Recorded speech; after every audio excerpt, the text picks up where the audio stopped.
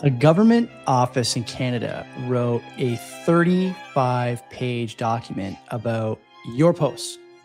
They blacked out almost every line, but one line survived.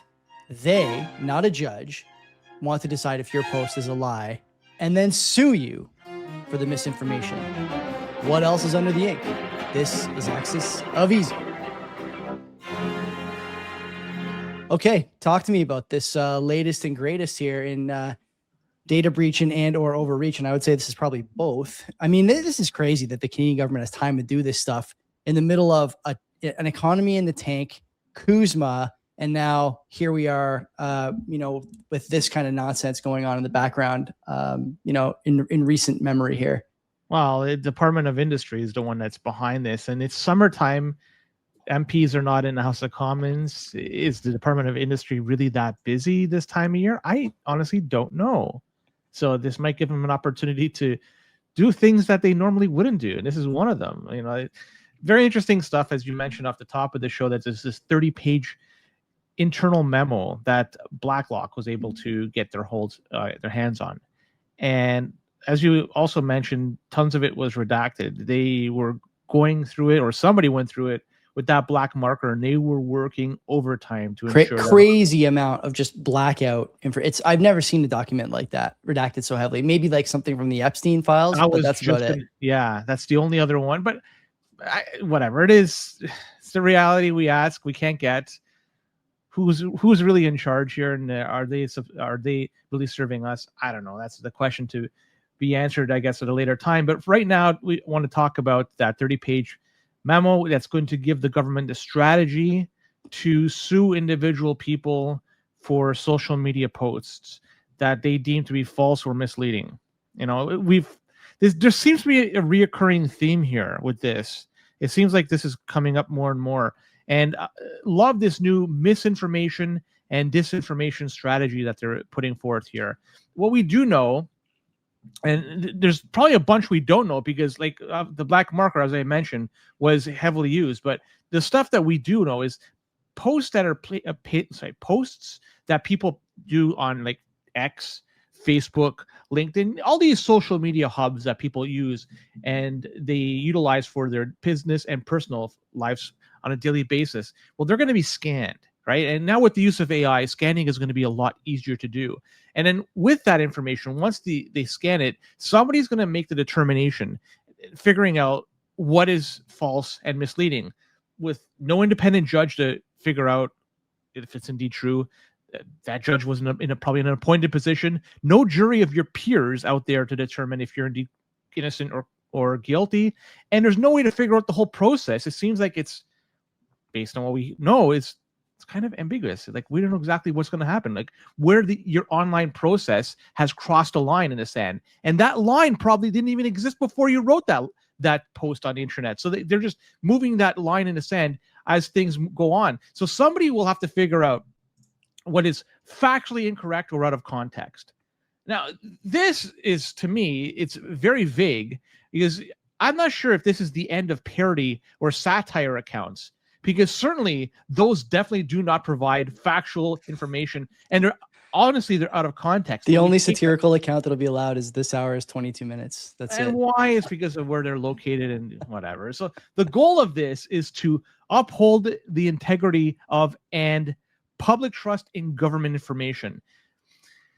Imagine somebody going out there and pointing out that we're in a recession, technical or non-technical, whatever it may be. You're done. Jail. Right? Because it seems like the power that be don't want to hear this type of narrative.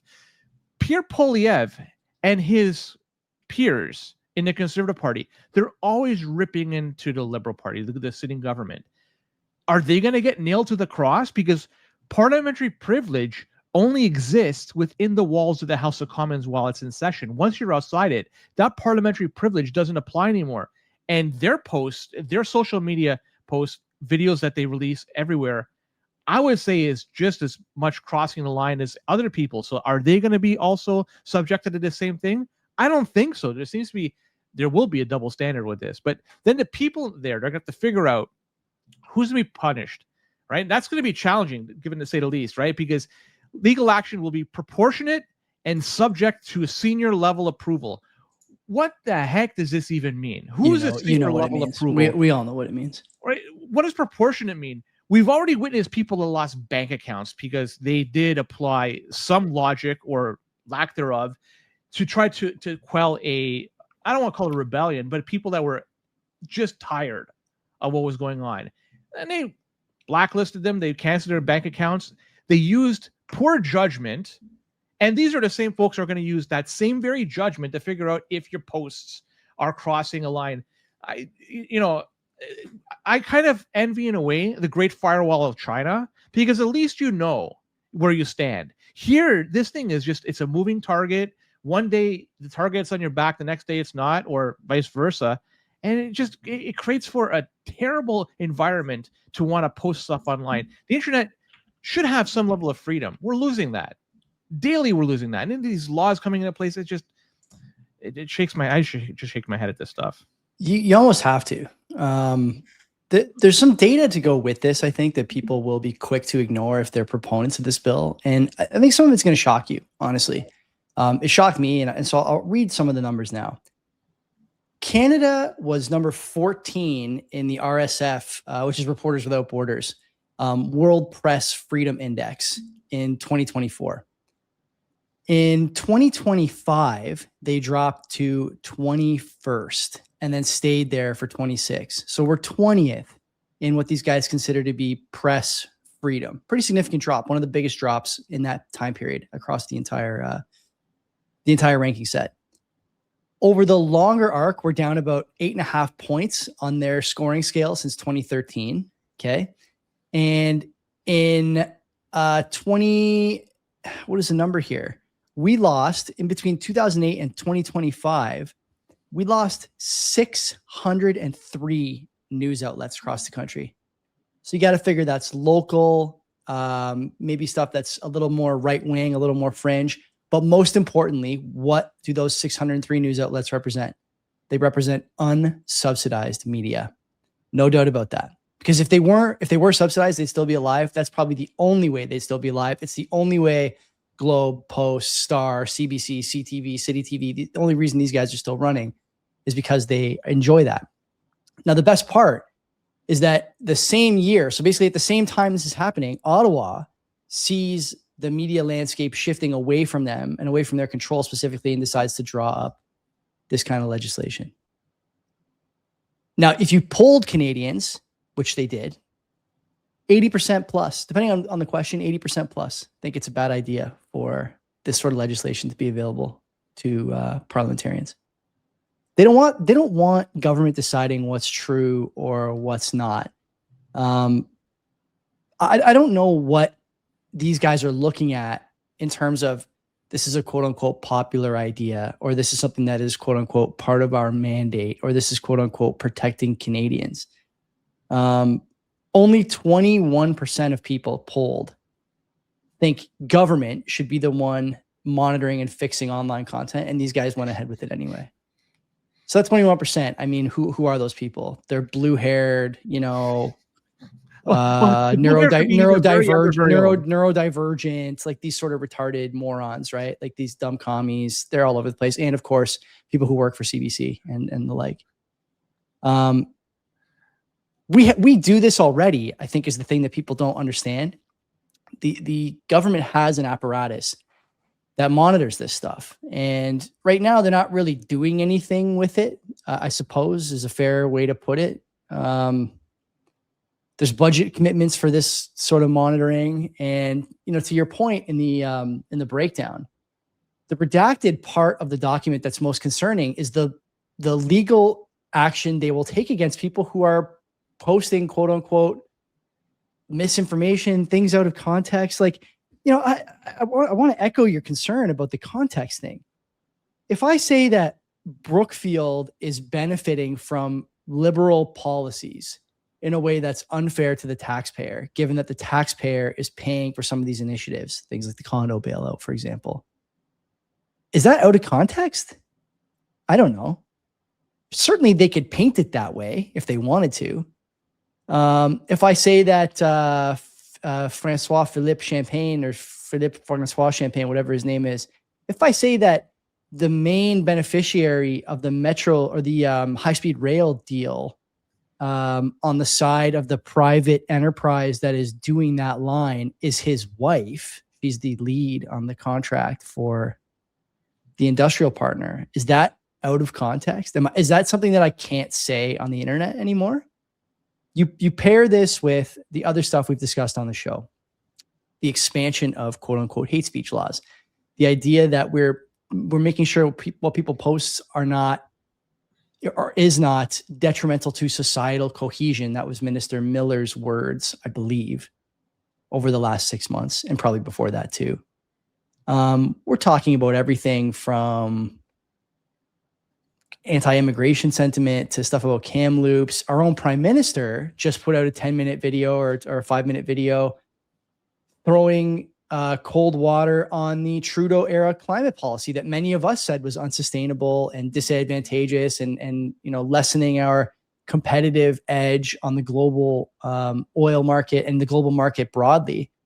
If I had said that 3 years ago and this law existed, would that have been out of context or misinformation? Now here we are 3 years later saying we have to abandon those metrics. Those things are no longer feasible for us. We have to get rid of them. It's making us uncompetitive. I mean, we've been saying that for a decade. Would that have gotten me a visit from the Gestapo? I don't know. Maybe. It's difficult to imagine this is going to wind down and not expand. I had a conversation with someone we both know yesterday, just in passing, killing some time. And this person is convinced that we need stuff like the wealth tax. There's too much wealth disparity. If I start saying that wealth disparity is just a product of you being a, effing moron or lazy or whatever, is that out of context? Are we going to start talking about wealth disparity? If I say that the wealth tax is actually a tax geared toward people who make more than $100,000 a year and they're going to start taxing your land on value, is that out of context? Every tax regime expands, doesn't contract. It only moves outward from its center, doesn't go the other direction. This stuff is something you should be concerned about if you're Canadian. You're entering now into very difficult territory in terms of free speech. And, dissent is a word I use often on this show, but I don't think this is even dissent. This is debate more than anything. And if debate can be framed as misinformation or something out of context, then, is Blacklock's going to be able to post what they find via access information requests about suing Canadians over misinformation? I don't know. I'll close with this, a little bit of a silver lining here. You and I talked about this already, but it bears repeating for this audience. For 5 years, maybe more than 5 years, cancel culture reigned supreme in Canada and the US and a few other places. Anywhere where there was a left-leaning, pseudo-communist, pseudo-Marxist government, you couldn't say anything about the, capital C, capital T current thing that was difficult to stomach or went against the narrative without losing your job, losing your family. You don't want to get the COVID shot, you lose your job. You don't think Kamloops is real, you lose your job. You think there's only two sexes, you lose your job. That impulse has completely faded away now. And if there was ever any doubt that we are winning the information war, this should give you hope, because what you actually see here is a government admitting that they can no longer debank, deperson, and deplatform you for saying things that are anti-government or anti-narrative. Instead, they have come to the realization that two things are true. Number one, everyone besides the government is sick of the government. And two, there's too many people who are earning their own money and earning their keep in ways that are too far removed from canceling or firing or otherwise depersoning them. They have to go right for the pocketbook. The government is cutting out the Minuteman, the middleman, and going right for your money now. There's no doubt about that. I think that's a silver lining. They are losing the information war, and we have to keep pushing this as far and as hard as we can, because if we don't, we will wind up with what the Europeans seem to be entering into. They're a little ahead of us on this curve, this continuum. Cameras in cars, cameras in homes, chat review for your mobile device, a VPNs being targeted. We're not far off from this. The City of London is the petri dish for all the worst policy on this earth, and we are unfortunately a vassal state of the City of London. So I'll kick it back to you if you want to wrap it up, but I'll close with this. You got to be aware, man. you got to tell people there's never been a more difficult time to say these things. But the reward on the other side will be outsized. To quote George Washington, right?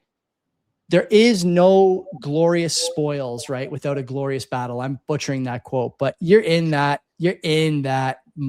zone right now. We got to stand up for our rights. We have to. Mm-hmm. Oh, we have now the $150,000 Chinese cars here. What information are they taking? What was the narrative behind that? They're supposed to be cheap cars, were they not? Right. So honestly, I don't know anybody out there that is going to buy one of these over something like a Tesla. Me neither. If comparing the two, you have one that we know about, it's got history.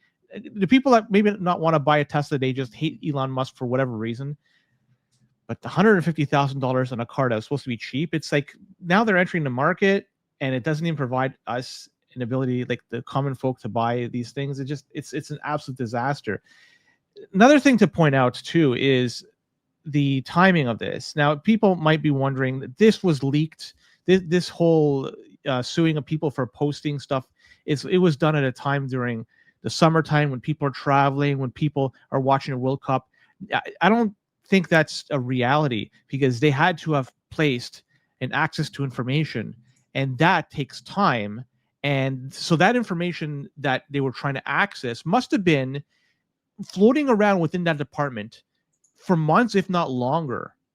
So the timing of this coming out is agreed. It's not because of the summertime. It's just that's coincidental, if anything, more than anything. And lastly, this isn't a law yet, right? The departments could say whatever they want.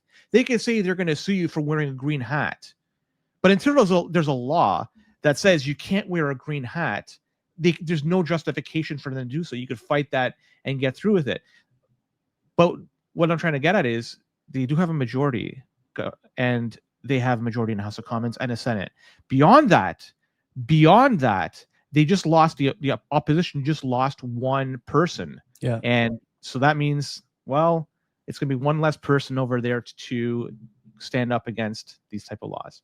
Let's get out of here because there's an insane storm outside my window and my lights are flickering. If you enjoyed the show, leave us a like, subscribe to the video, AxisOfEasy.com for more, ready.ca if you're tired of all this stuff and you're a high agency Canadian Bitcoiners podcast every Monday night.